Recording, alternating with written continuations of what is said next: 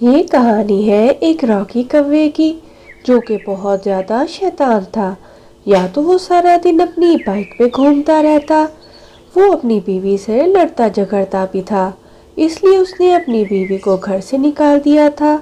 सारा दिन जंगल में घूमता और दूसरे परिंदों को आपस में बातें करता देखकर उसे बहुत ही ज़्यादा गुस्सा आता। एक दिन वो जंगल की तरफ जा रहा था कि उसने बंटी कबूतर को अपने घर के बाहर बैठे देखा। क्या बात है बंटी, आज सुबह सवेरे ही घर से बाहर बैठा हुआ है। क्या तेरी बीवी ने तुझे घर से बाहर निकाल दिया है? अरे नहीं रॉकी भैया, बबली तो अभी सो रही है।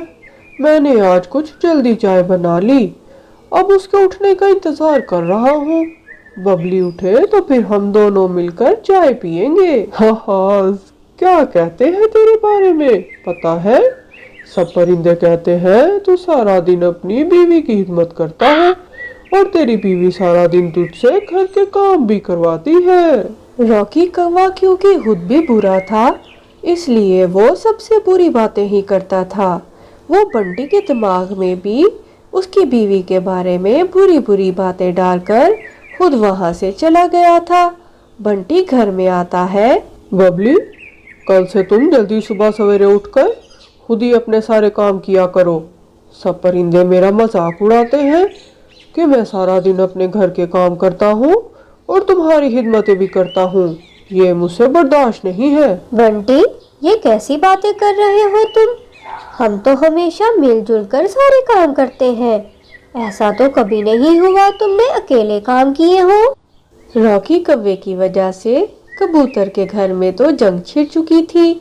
उसका काम हो गया था।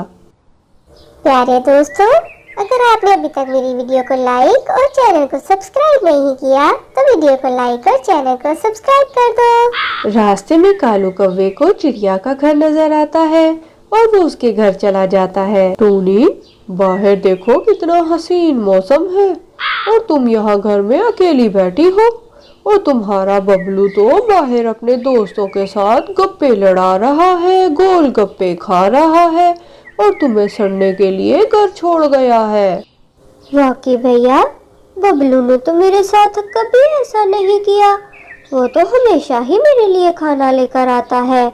आज उसने ऐसा क्यों किया होगा?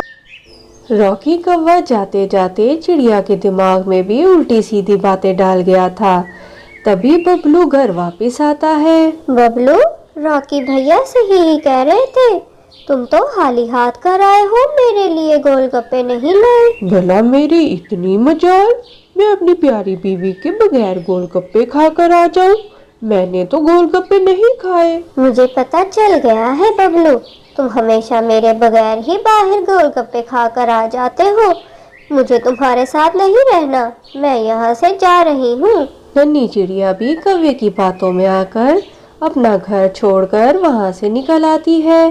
तभी उसे जाते हुए कौवा देख लेता है। वाह वाह रॉकी, तू तो बड़ा ही समझदार है। आज तेरी वजह से मैंने कितने परिंदों को लड़ाई करवा दी है। जब मैं खुश नहीं हूँ तो बाकी भी खुश नहीं हो सकते, उन्हें भी उदास ही रहना चाहिए। टूनी चिड़िया, तुम यहाँ अकेली क्यों बैठी हो इतनी धूप में? अपने घर जाओ, इस धूप में बीमार पड़ जाओगी। मिठू भैया, मैं अब बबलू के साथ उस घर में नहीं रहूंगी। बबलू हमेशा बाहर से सब कुछ खा पी कर आ जाता है, मेरे लिए कभी कुछ नहीं लेकर आता। टूनी चिड़िया, ये क्या कह रही हो?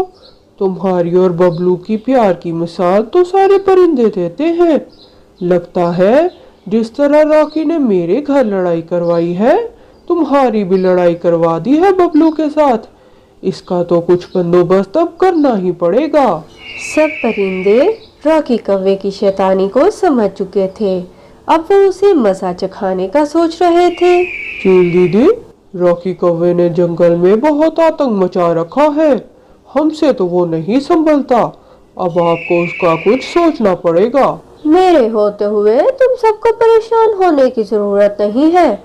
बस किसी तरह अभी कौवे को जाकर यहाँ ले आओ, फिर मैं देखती हूँ। सब परिंदे मिलकर बहुत ही चालाकी से रॉकी कौवे को चील के पास ले आते हैं और फिर सब परिंदे मिलकर चील के साथ उसकी खूब धुलाई करते हैं।